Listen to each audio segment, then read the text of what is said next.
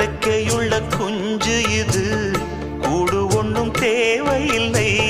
புத்தியுள்ள பிள்ளை இது, கெட்டு நிக்க போவதில்லை. தாயொருத்தி இருந்தா ஒரு தந்தை உண்டு கேளம்மா.